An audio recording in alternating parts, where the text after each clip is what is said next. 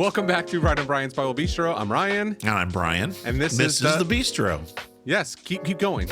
I was waiting for you to do that part because you do this part well. A podcast, it's a podcast all about the Bible. Go ahead. This is like being at a four-way stop, and like everybody everybody's frozen. No one knows who's supposed to go. What's the rule? This person goes and hits the brakes. It's to the right. The person to your right is supposed to go. Imagine I want you to imagine the following scenario: that there's a four-way stop out in the middle of what is it? What do you always say? Greenwood, non-incorporated Greenwood. Non-incorporated Greenwood, and there's a four-way stop, and there are four cars. Each come to that stop at the exact same time. Which one goes first? Oh, Brian, deep thoughts. This is like the trolley problem of philosophy. Like if you go to the left, you kill four people. You go to the right, you kill one. It's the person from Chicago. They just go. They just go. But no, I mean, do you remember this from Driver's Ed? They talked about this scenario. Yes. I think, if I remember correctly. I don't know. It's been a day or two. The person to the north goes first. Yeah, I think it's north. But then, so what if it's on slant? What if it's like Why are we talking about this? Why? You brought it up. I just was like, we were trying to do the intro and neither one of us knew where to go. But anyway, I'm going now. Well, we're back. We're in Daniel. We're continuing our series in Daniel. We are in Daniel 10 today. Yeah. And we are getting to some more of these visions. It's been a good series. We've had some good feedback. People are enjoying this. Thank you for the feedback. It's always nice to feel like we're not just talking into a barrel someplace and it's disappearing. We are. Like toxic waste. It's just our voice that's coming back to us saying, good job. Anyway, so we're continuing in Daniel. It's exciting times. Yeah. We're getting into Daniel 10 today. And this it gets a little more interesting. It's getting interesting. Okay. Well, it's always been interesting. I was going to say. It's always been interesting. How's it not interesting? But, Chapter 7's interesting. Yes. But yeah, 10's a little different though, because it talks about a vision, but we really don't have too much of the vision itself. It's kind of preparing. In some ways, the last part of Daniel's preparing for this big master vision that all these others have kind of been pointing toward and giving us some of the details of, but we're going to get many more details in these last three chapters. So chapter 10, though, it's interesting. There's lots of things to speculate about and to talk about. Some of them we can't know for sure, but there's some interesting things to look at. So, all right. Go ahead and read the first four verses for us. Why don't you? This is chapter 10, verses 1 through 4. Yeah, in the third year of Cyrus, king of Persia, a revelation was given to Daniel, who is called Belteshazzar. Its message was true, and it concerned a great war. The understanding of the message came to him in a vision. At that time, I, Daniel, mourned for 3 weeks. I ate no choice food, no meat or wine touched my lips, and I used no lotions at all until the 3 weeks were over. On the 24th day of the first month, as I was standing on the bank of the great river, the Tigris. Okay, and I know I'm cutting you off in the middle of a sentence. We'll come back to this, but I want to set the scene first because this is the same thing we've seen in other chapters, right? Mm-hmm. What do you notice it's similar to what we've seen in other chapters? We're getting the timeline here, like when it is, who's ruling, ruler, and what year it is in their ruling. So third year of King Cyrus is the time. So there's been that transition from the Babylonians into the Medo-Persian Empire. We talked about this a lot last week, but what's really important for us to remember here with Cyrus, I think, is that in the first year of King Cyrus, he decreed, this isn't from Daniel, this is from Ezra chapter 1, verses 1 through 4. Cyrus decreed that the people could return to the promised land, could return to Judea. So you remember last week we talked about this is the end of that 70 years that Jeremiah had prophesied. And so now the people are returning to their homeland. So that should be a time of excitement, right? This should be a good time. Now we're 3 years into that return, we could say, or at least 2 years past into that return. But we're told the subject of this vision that Daniel receives is a great war. And you see Daniel's response to that? What do we see here in that response? How would you describe what he says here? Mourning and fasting. Right. So it's interesting. We saw him fasting, and we saw him in sackcloth and ashes last chapter in that prayer where he's given this incredible prayer for the forgiveness of the people for turning their backs on God and essentially calling the people to return and saying in this prayer they're going to return. But this is a different kind of mourning. This seems to be mourning because of the subject of what happens in this vision, that we've seen Daniel do this before. It's almost like a fear, right? Or a sense of dread that overcomes him, that this is the thing that's going to happen. Now, there's just a little detail here. We're given not only the year, but we're given a very specific date here. And this is one of those things that until you put it together, you're kind of like, well, what's this mean? And it's one of these things that's very easy for us to pass over. No pun intended. Oh my God. I honestly didn't intend that pun until just then. All right, let's get to it here. It says it's the first month, which in the Hebrew calendars is Nisan, the month of Nisan. One S, not two.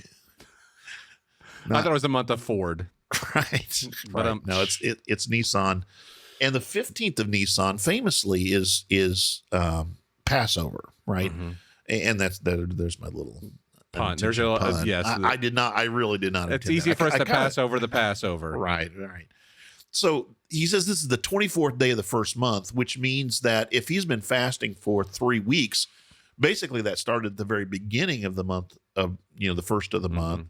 And it would have gone through this entire period of not only Passover, but the Feast of Unleavened Bread that goes along with that. And that's a feasting time, right? It's one of the prescribed feasts in the Jewish calendar. It's a time when the Jewish people should be celebrating and remembering God's redemption and his deliverance, like we talked about last week.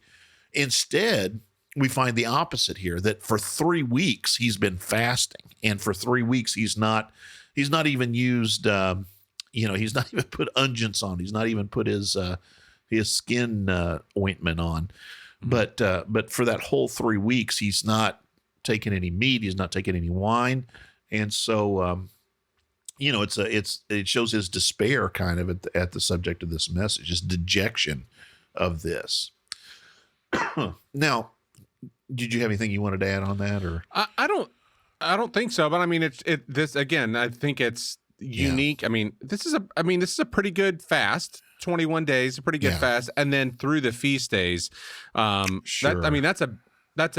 That's a big deal. That's the extra part of this. And remember again, so we saw last time, he's saying, hey, the 70 years are over. This is a time for God's people to go into the land. And so one of the things I think we have to think about in connection with this is Ezra goes in and there's a beginning of rebuilding the walls, but that soon comes to, there's opposition that arises. And even though Cyrus allows them to, there are later rulers that come along, either governors or later on even higher officials that put an end to that work. And so I mentioned Ezra chapter 4 through 5. I think you said you had it. Is that correct? Yeah. Or? Well, and one thing I also want to say at this point is, what are we to think? Daniel's probably close to 90 at this point. When this is... Yeah, he's got to be, right? He's got to be in his late 80s, something like that. Yeah. Mm-hmm. And is hoping for God's people to be able to go in. Of course, not everybody returns, first of all, to the land. And the other part of it is, and I didn't mean to mention this too. Before you read that, let me say one more thing. Is the other part of this is, I think maybe he's thinking about the situation of God's people being stopped, right? Not being able to complete their task of rebuilding Jerusalem and rebuilding the temple. Yeah. What I think is kind of interesting as I think about this is Daniel's concern is not necessarily about himself in this. Right. It's the people. Sure. Like Daniel's, I would assume he's thinking, I'm wrapping up my time here. Right. It's like the future. The future of God's plan, the future of God's people. I'm probably not going to be here. He's probably wrapping up his time on earth for now. And just this idea that his concern, and I think we saw this last week as well, as we were looking at Daniel 9, is his concern is for the people of God, not just for himself. It's about the people and not himself. So that was just something else that kind of stuck out to me. Good point. So I was going to mention this idea of the Tigris, because this is that great river. It's kind of a boundary river, and it's if you're going to head east, that's where you would follow. It's kind of similar to what we find in when Abraham leaves Ur of the Chaldeans to go to Canaan the first time. He follows along probably this path of the river up to the north, not straight through the desert, but up to the north, following this this pattern, and then coming down from the north into the land of Canaan. And that's also where Ezra and the people who go with him to the promised land, that's where they set out from. So some people have even suggested, and this is just speculation, right? This is not something we can say for certain, but why is Daniel there? Why is he at the Tigris?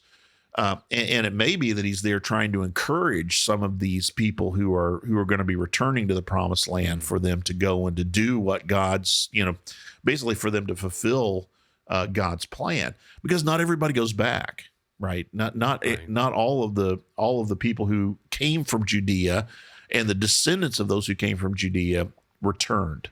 And so, he could be, again, speculation, he could be there trying to encourage people to go back to the promised land and accomplish God's purpose there. So, So go ahead and read now Ezra chapter 4, 4 and 5, and then 24.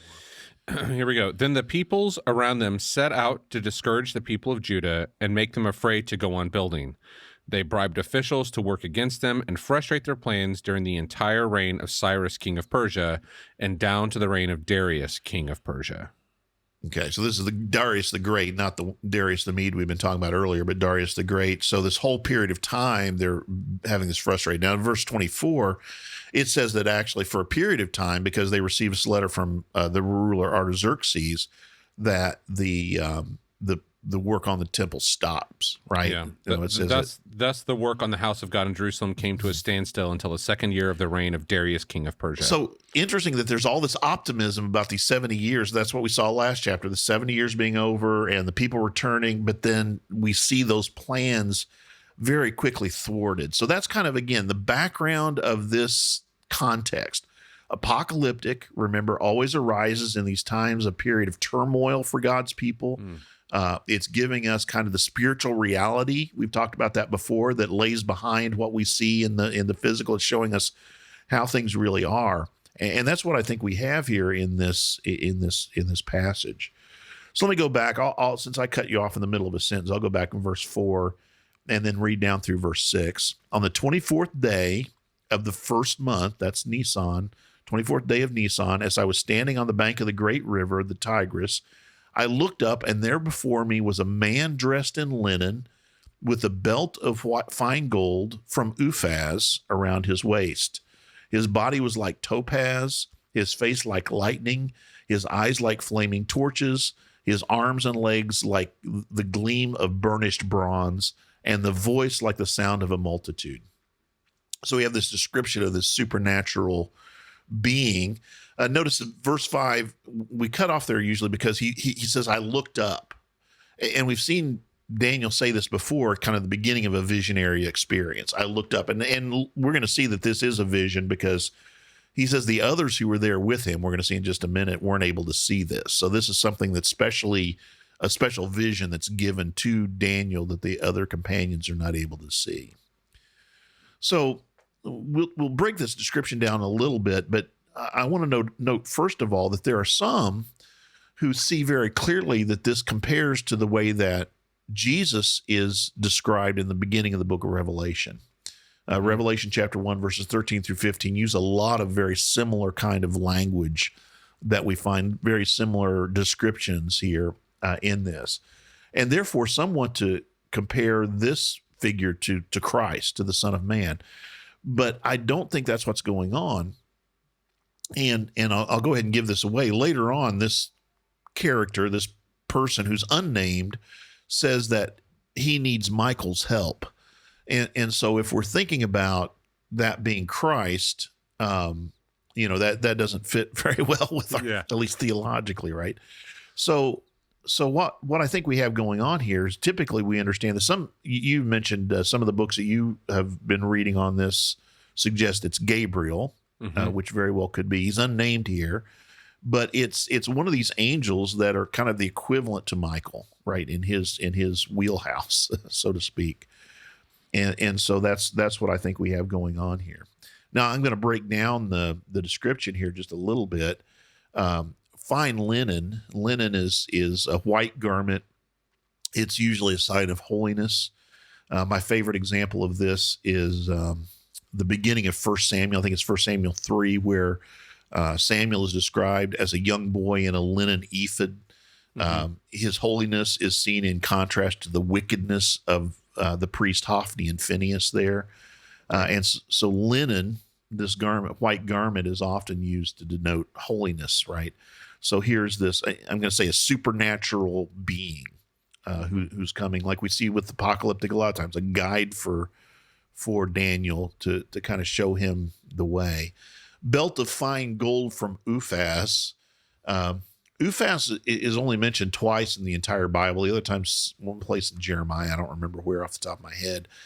No one exactly knows where it is, but it's suggested. There's another place called Ophir where the Jewish people sometimes go for precious metals, and the way that they get there from the Holy Land is they go down through the Gulf of Aqaba down into the Red Sea, and they bring gold back from there. And so some people think it's probably India or one of these other places to the south where gold was used and where gold items were made. Anyway, this idea of a gold sash shows something about his status. Again, he's an important kind of character. His body was like topaz. And I should say, if you look at different translations, there are different precious stones that are mentioned when this word is used, this Hebrew word. We don't know exactly what stone it is. Chrysolite, sometimes it will say some other kind of stone, but it's a precious stone. And that idea of the gleaming here, we're going to see lots of shininess. We're going to see lots of words that indicate that. Face like lightning, for example. And this idea, has to do with the idea of the brightness, but also, especially when we get down to this eyes like flaming torches. A torch is something you used to see by. And so this idea of having eyes like torches means that he's able to see the truth, if you will. He's able to see into the reality. And then arms and legs like burnished bronze. We have the feet of Jesus in Revelation chapter 1 described as bronze. They're like bronze in a fire. And so you can imagine kind of glowing brightly is that idea, burnished bronze. And then voice like the voice of a multitude, sound of a multitude. I think it's in Revelation 1, I believe it's described as the voice of rushing waters, I think there. But the idea of a loud, easy to understand voice that's going to be able to deliver the message. And I know this is not a direct correlation, but it makes me think of, I believe it's Daniel 2 when we have the statue, correct? Yeah, sure. That we have a statue there that's representing certain things, but this is a living, this is a moving, living being that embodies some of this stuff. And part of it, when we think of this, is we look at his arms and legs like the gleam of burnished bronze, which was one of the metals in that statue. Yeah. But, like in that statue, where it talks about like the feet of clay and iron, like this body doesn't have those fragile pieces to it, like that statue in Daniel 2. So I know there's not a correlation there, but I get what you're saying. It's bright. It's bright. He's bright throughout. He's glowing. Right. And this is not a statue. This is a supernatural being. Supernatural being. And we've talked about this before, but the response and we see the same response here. The response in Scripture, anytime you come into contact with a supernatural being, is fear, and even when we have John's vision of Jesus in Revelation chapter 1, he says, "I fell down like a dead man at his feet." Right, and we're going to see a very similar statement here in Daniel. The normal response of a human being when they come into contact with one of these supernatural beings is that they are afraid. Even Gabriel, if you think about, or when the angels appear to the shepherds, the very first thing they say is don't be afraid, right? That's the first message. These that are they precious moments, angels coming down to. Right. These are not cherubs like we often yeah. think of. And especially Michael, Michael's is portrayed in the intertestamental literature. And that's what's so interesting. I think I've mentioned before, there's a developed angelology, to use a fancy term. There's a developed doctrine of angels that happens during the intertestamental period, where a lot of these writings, not biblical writings, but these intertestamental writings speculate about, they give them all these names, and they have all of these different roles. First Enoch is the best example, where Gabriel and Michael are both mentioned, but then there's exaggerated kind of characteristics that we don't have in the rest of Scripture, but they do seem to be consistent. Michael seems to be some kind of a warrior who's got a, he's involved in battles a lot. We see that in Revelation as well. You might remember we saw that mentioned in is it Jude as well, when we looked at the Oneaters, I believe. Mm-hmm. I'd have to go back and look at that again. But we have Michael mentioned in that role again as kind of a defender of God's people and working on his behalf. Of course, famously in Revelation, Michael's the one who body slams the great dragon. So. Does it say body slam? Does it have like WWE references? I may be paraphrasing the Greek word for body slam. He is cast down to the earth. I believe is what it says. Michael jumps off the top rope and takes him down. He holds him over his head, turns him around three times. That's right. And cast him down to the earth. All right. Anyway, the great wrestling match of the between Michael and the Great Dragon. You remember that? Of course. Who doesn't? All right. Okay. So we've got this angelic being. I'm gonna bring us back to task here. Angelic being. Daniel's been fasting. Angelic being who's looking like a powerful thing. Yes. Hey, a truth bringer. I think you mentioned something about before we started recording. You mentioned this idea of. Gabriel's the one often, if this is Gabriel, he's often associated with bringing messages, like we talked about last week. He brings the message of the birth of Jesus, for example. Yeah. Right. And just like in chapter 9. Yep. So absolutely. Okay. So we got all that. And so let's Daniel 7 here then. Okay. Chapter 10, verse 7. Is that what you're saying? Yeah. I'm sorry. Okay. All right, I got it here. Okay. Daniel 7-9. I, Daniel, was the only one who saw the vision. Those who were with me did not see it, but such terror overwhelmed them that they fled and hid themselves. So I was left alone, gazing at this great vision. I had no strength left. My face turned deathly pale, and I was helpless. Then I heard him speaking, and as I listened to him, I fell into a deep sleep, my face to the ground. Right. So, you said this idea the others with him fled kind of at his presence. They don't see it. Why are they fleeing? Well, I mean, they could hear the sound, or there's a sense of its presence. Some similar. I'm trying to remember now when the risen Christ confronted Saul on the road to Tarsus.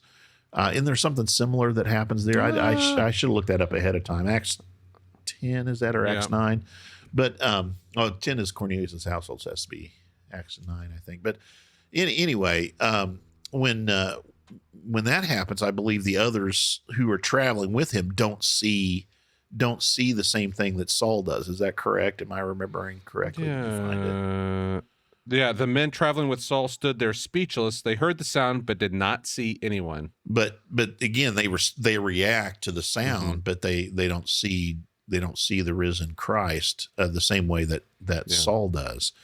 So, again, there's another visionary experience, if you want to call it that. I mean, I think it's a real experience. I think this is a real experience.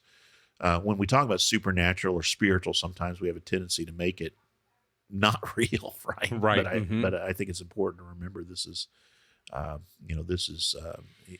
the way he responds. So he falls into a deep sleep. Like I said, this is similar to John. We see the same thing kind of happen. This idea of falling down with his face to the ground when he approaches an angel. Yeah, and I'm thinking he has no strength left and his face turned deathly pale. It's because he needs to eat some food. That's what's happening. After 3 weeks of fasting. I'd be face down on the ground too. Right. it's interesting. Again, we have a very similar chapter in verses 10 through 12. We have a very similar thing that happens here as happens in the book of Revelation. Go ahead. If you have Revelation there in front of you, Revelation 1:17, go ahead there. I'm going to read 10 through 12, and then I want you to read just that verse for me. Yep. So here's what, this is Daniel. This is Daniel chapter 10. So after he falls down in a deep sleep with his face to the ground, John, in a similar way, falls down like a dead man. But then verse 10 says, a hand touched me and set me trembling on my hands and knees. He said, Daniel, you who are highly esteemed, consider carefully the words I'm about to speak to you and stand up, for I have now been sent to you. And when he said this, I stood up trembling. So go ahead and read that verse 17. 117. Yeah. This is Revelation. This is Jesus. This is Jesus appearing to John. When I saw him, I fell at his feet as though dead. Then he placed his right hand on me and said, do not be afraid. I am the first and the last. So you see that same idea of comfort. The right hand's placed on them and there's comfort given. So you can understand why people want to say this is the same as the risen Christ. Again, I think what we have a pre-incarnation Christ. What I think we have happening, though, I think it's just similar responses to supernatural beings is kind of what's going on. Do you have any thoughts on that, or? No, I think if I saw someone like that, I would also be face down. Have I mentioned the way that C.S. Lewis talks about these angelic beings in the space trilogy? You've read the space trilogy recently, I've read part of it. It got so weird. It is a little weird, but when he has these Eldil that are these angels, these beings that are working on behalf of the Creator. When he has them appear to human beings, the interesting thing, the thing that really captured my imagination is that one of the frightening things when I think Ransom's the one describing this character in the space trilogy. This is C.S. Lewis's space trilogy, if you're not familiar with it. But one of the frightening things is suddenly it feels like all of the physical universe, when these Eldil appear, is slightly tilted, like everything's slightly off kilter, and you realize that this supernatural being is showing you the really real, so to speak. And your reality without them is the thing that's off kilter.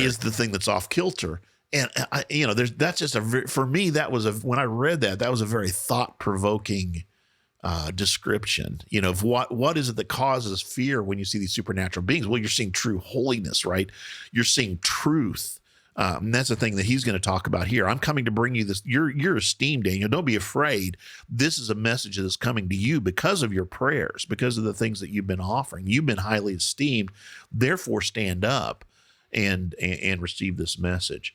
So but just that idea that this reality is kind of the veneer.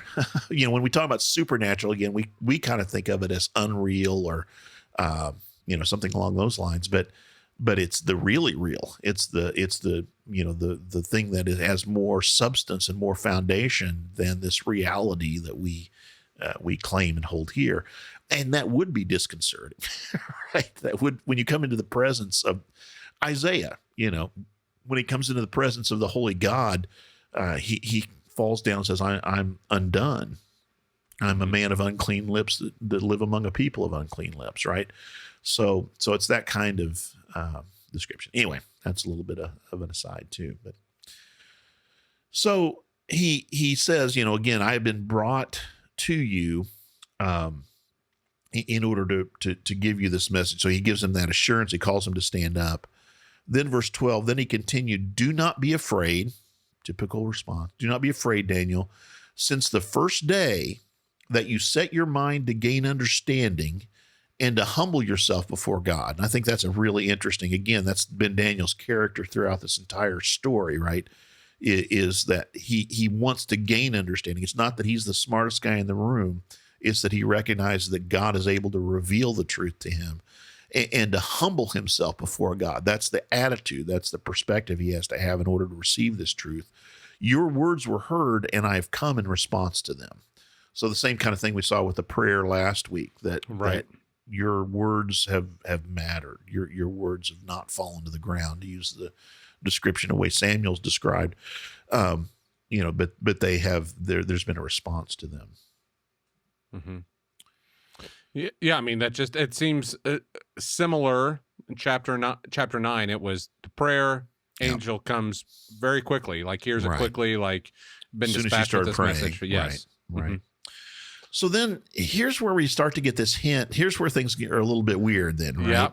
Yeah. So far, everything's been kind of, relatively normal. Daniel has this great fear because of this great battle, this war that's going to take place. And again, you think about, it should be a time of joy when God's people are returning to the land, but instead there's this vision he's been given of this great war, and we'll get more into that in the next couple of weeks.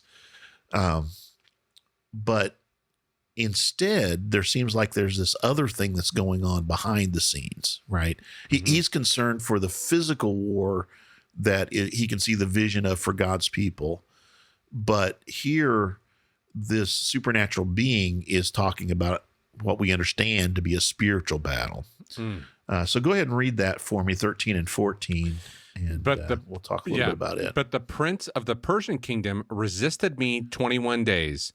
Then Michael, one of the chief princes, came to help me because I was detained there with the king of Persia.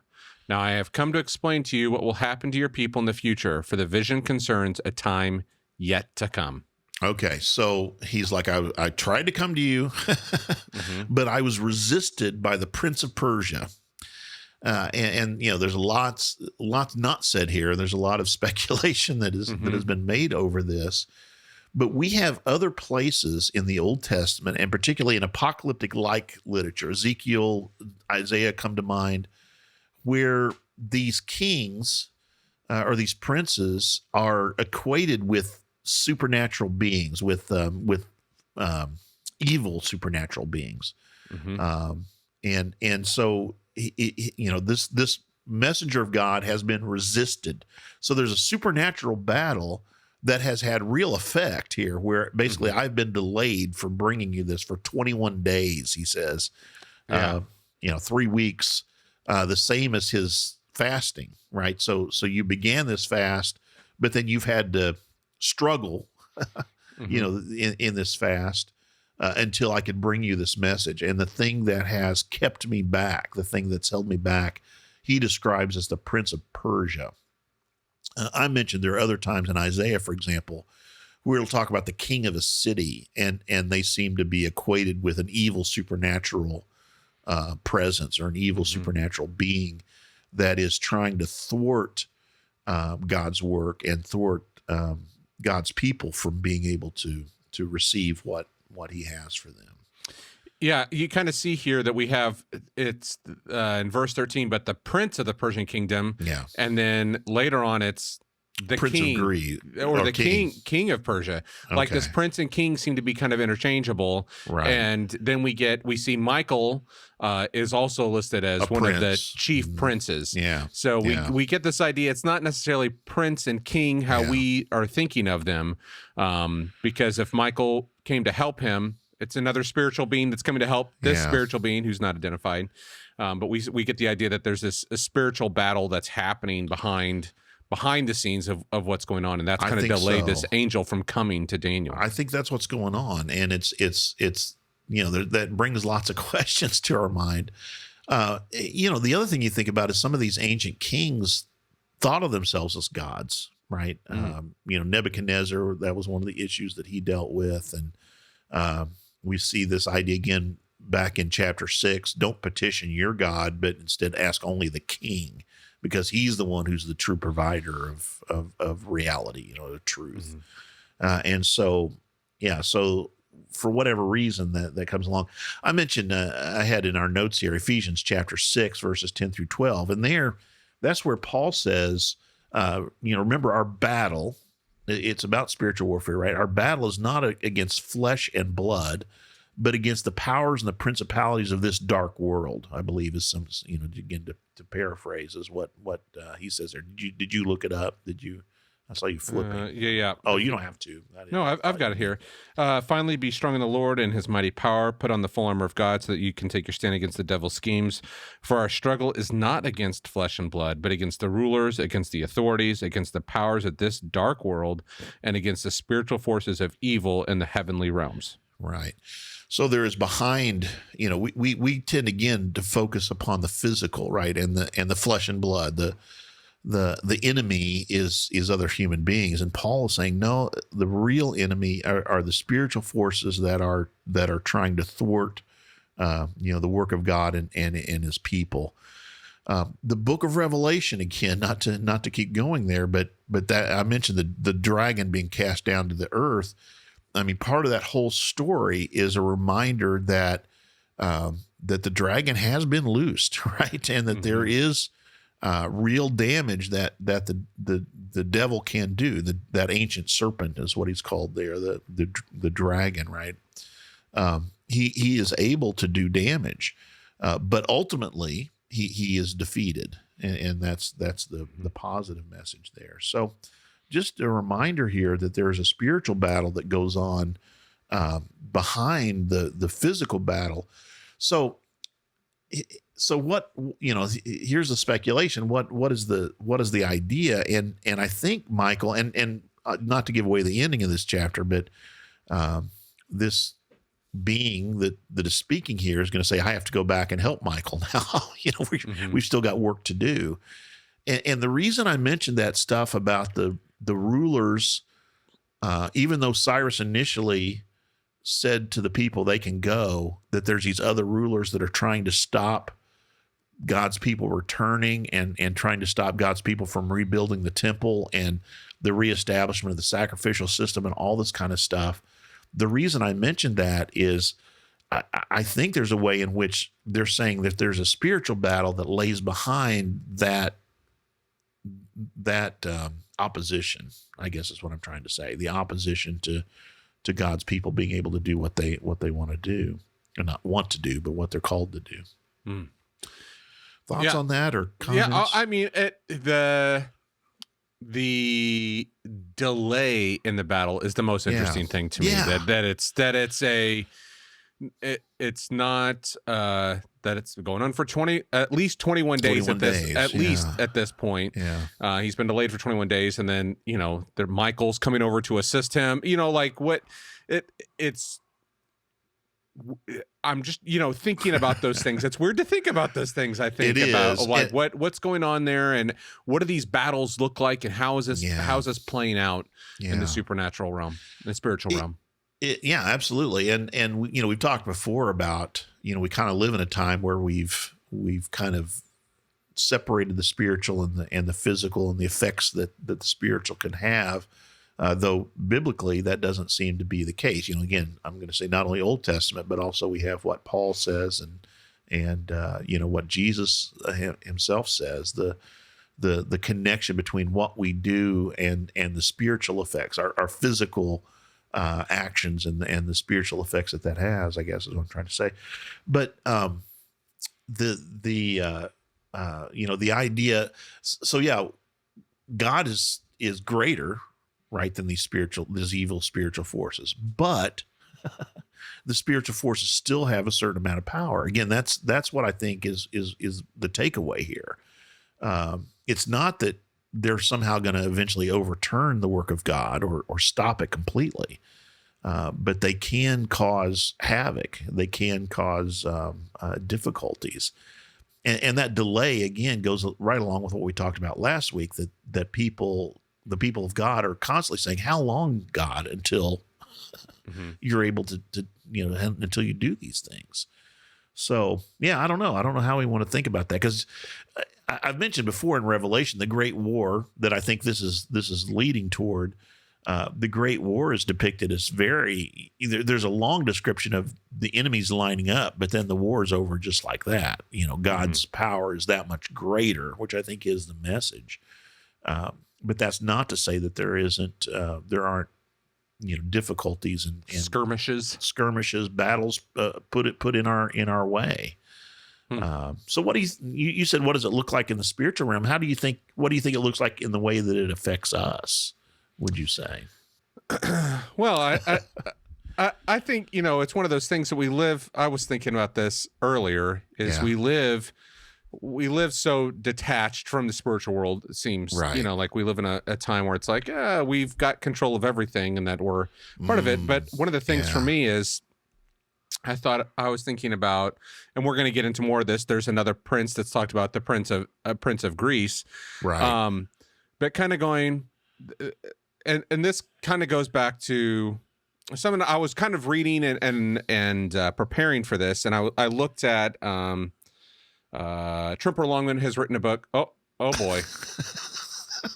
My computer just put balloons over my head. I don't know what happened. Yeah, if you're not watching on YouTube, I'm making faces. I don't know. Something happened. Balloons, like a birthday party, balloons came up over me. Tripper Longman was written we're talking about this. spiritual warfare and distractions. Distractions. I'm going to battle the balloons with Snow Globe Jesus again, sitting on my desk. Okay. Anyway, back to this. So I was reading about this, and Tripper Longman was bringing up, who's been on a guest on the podcast, talking about Deuteronomy 32, 7-9. Okay. I'm going to read this real quick, and this is just, I'm getting to the point here, the question you asked me. It says, remember the days of old, consider the generations long past, ask your father and he will tell you, your elders, and they will explain to you. When the Most High gave the nations their inheritance, when he divided all mankind, he set up boundaries for all the peoples, according to the number of the sons of God. For the Lord's portion to his is his people, Jacob his allotted inheritance. And so what he was pointing out there was this: he set up boundaries for the peoples according to the number of the sons of God, and talking about what is this sons of God. And there seems to be this division of these maybe spiritual beings going out with a people, kind of going back to the Tower of Babel, that were divided out there. And as we're seeing here, we're getting an idea that there's a prince of Persia, prince of Greece, and so forth, that all the nations, that there seems to be some spiritualness connected to the nations. Interesting. And so, like, for me, it's thinking about me. Is it who is the prince? And we're not going to get political here, but prince of the United States, prince of, I don't think spiritual warfare has ended. I think, that there are these forces and this, we talked about in Ephesians there. But what is it? The spiritual forces that are all around us, that are battling still in this way for a people, for a place, for all of these things. And so, like, for me, as I think about this, so what, it's kind of coming back to this reality. Like, there is a distinct spiritual reality that is guiding and I don't, I think about this, like, what is the Prince of Persia and the spiritual being? What is he doing? Okay, he's battling Gabriel and Michael, or potentially Gabriel, and angelic being and Michael. Right. But what else is he doing in that nation? Yeah. What else is that spiritual being doing in Persia? What else is that spiritual being, we see about the Prince of Greece is going to come down and fight some more. Like, what's that spiritual being doing in that place? And I brought up Ezra and the resistance that they received from some of these rulers for that reason. And I'll remind you, when we looked at Revelation and the beast that comes up out of the sea and the beast of the earth, we suggested there that this is probably Rome and the local authorities that are in conjunction with Rome, working in ways that are defeating God's people. So here's John in exile on the Isle of Patmos, unable to, effectively do what he needs to be doing in terms of, let's say evangelism and that kind of thing. He's in exile. Obviously, God still uses him in order to reveal this profound truth. And that's where we see, I think, God again isn't though these spiritual forces try to thwart God's plan continues. Paul uses this phrase, and you talked about the Prince of America, and that seems, again, that seems very strange to us. But Paul uses this phrase, the spirit of this age, right? And I think there are characteristics, and again, I've been in places and I know you have too, where the spiritual realm seems much closer to the surface than it typically is in the West. But at the same time, there are many authors who've written about this and done a really great job that talk about in the West, though those spiritual forces might seem, more archaic and that kind of thing, there are some things we struggle with. Things like in the United States, for example, I'm just going to talk about, I'm thinking about Keller's Money, Sex, and Power, right? Mm-hmm. He's like, these are our idols, and I think he says that non-ironically, and the same thing, Paul says greed is idolatry, right? So money, sex, and power in the United States are things that are that we are tempted to bow our knee to, I guess is what I'm trying to say. Comfort, maybe. These kind of, are those quote unquote gods, are those spiritual forces, at least let's say, that are trying to derail us from the work that God has for us. I guess that's kind of where I was going with this in thinking in those terms. Yeah, it just brings back the reality.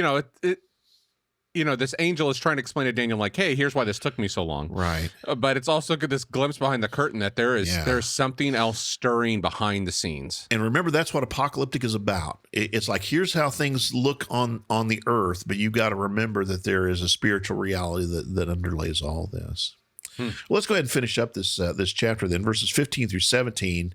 Then we see Daniel's response, because he says this is a vision concerning a time that's not yet come.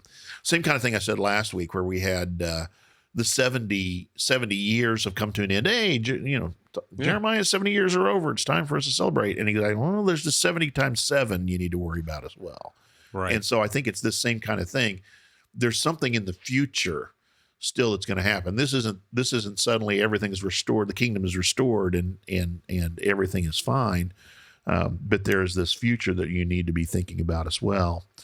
While he was saying this to me, Daniel says, I bowed with my face toward the ground and was speechless. Then the one who looked like a man touched my lips, and I opened my mouth and began to speak. So two of the other major prophets, we call them, we can just call them major prophets because they're bigger. But Isaiah, you might remember that whole I'm a man of unclean lips that lives among people of unclean lips. And it says an angel took from the censer, right, in that image of the heavenly temple. He takes a coal and touches Isaiah's lips and basically cleanses his lips so that he's able to speak.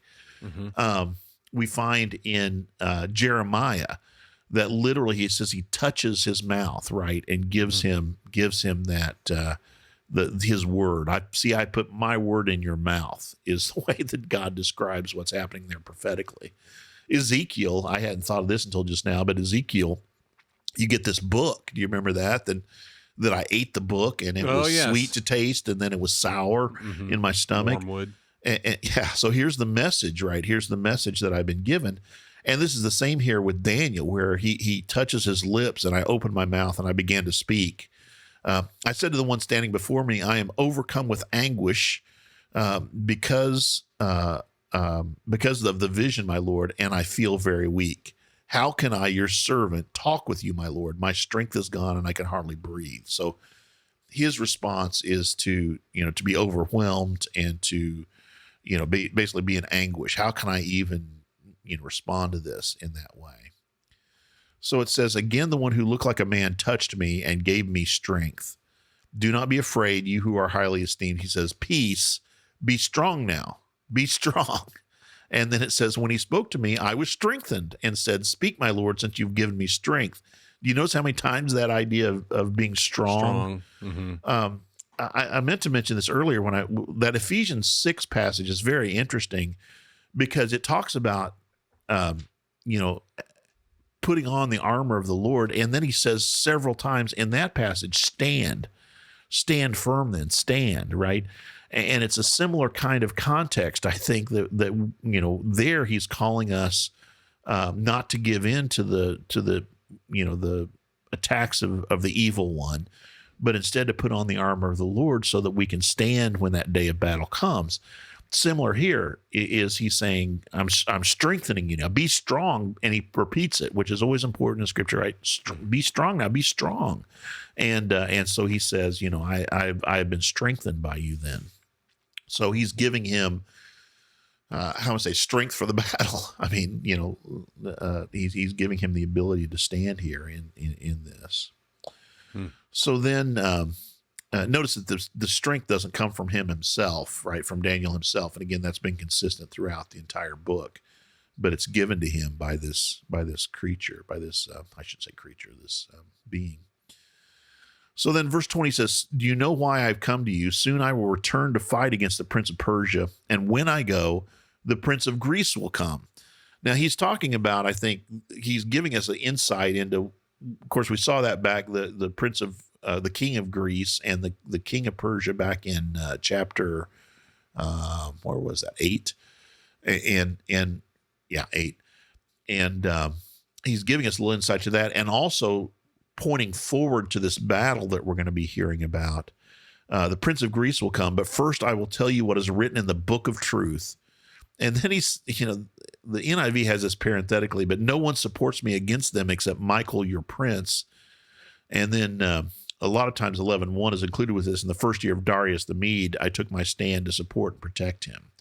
So this idea of Michael and Gabriel, or this other angel, being the ones who are standing together in this spiritual battle. Lots thoughts happening. On that, or what's that? I don't know. I mean, I could have thoughts. I don't know if they're good or productive thoughts. Well, there's just a lot happening there. Yeah, absolutely. And we're given details, and you kind of go, well, why? Right. Like, what are the details doing here, or what's important here? And so I just, again, kind of talking about the Prince of Greece and talking about Alexander the Great and Macedonians coming down, but it's very interesting, written in the book of truth, like where are we going with this? What's happening here? And I hadn't thought of this. Again, I mentioned Isaiah and the king of Tyre there, and often that's where we get that whole Lucifer thing. I think we've recorded an episode on that back in the past, but God uses these kings to accomplish his purpose. But again, they're often attributing these same things that God is prompting them to do for his people's good. This is the, how do I say this? But they're taking credit to their gods for these things when God is the one to prompt them to do this on behalf of his people, I guess is what I'm trying to say. So I don't know how well I said that, but yeah. Well, it's a lot here. There we have it. Now, and we're going to get these into the visions then, and this is going to be really good. 11 and 12 will be really good. So. Yeah, this is 10's kind of the setup to where we're going. It's a setup of what's to come. The preamble. Yeah. And that we're making our way here towards to Daniel 12, the end of all this, and so we're cresting the hill, getting closer to the top, the precipice here of what all is happening in Daniel. So I think this is good. And this is where we always say, if you like this episode, if you like the podcast, make sure to share it with others. Go look at our website, the Bible Bistro. TheBibleBistro.com. TheBibleBistro.com. Yeah. Yeah. That's and you can be a Patreon there. There's a link that you can do that. You can find us on Facebook. We've had a couple new people like us on Facebook. Join us. Yes, there's always, when we new episodes coming up, kind of give you a preview of that, and hopefully when our schedules slow down, we can provide a little bit more stuff on there as well for you. So. I was going to say too, we're getting. This is why I was going to mention this, because you usually do that. So I thought I would take that this time, but we're getting to the end of Daniel 11 and 12, and we'll be done 2 more weeks. And so, what do you want to hear otherwise? What other series are you interested in hearing about? What other individual episodes? Who would you like to see us interview? Or any burning questions that you're wanting to get through. That's always burning questions that we can answer. We just ask the burning questions. We're able to answer them. Easy burning questions. We're going to answer who the Nephilim is precisely in a time in the future. Yeah. All right. I don't know. I have to say something nonsense. Okay. I thought of that passage when we saw the sons of God in that Deuteronomy. Yeah, absolutely. All right. Well, Brian, thanks so much Yeah. for leading us through Daniel 10 here, and Thank looking you. forward to next week as we jump into Daniel 11. All right. See All you right. then. See you, Brian.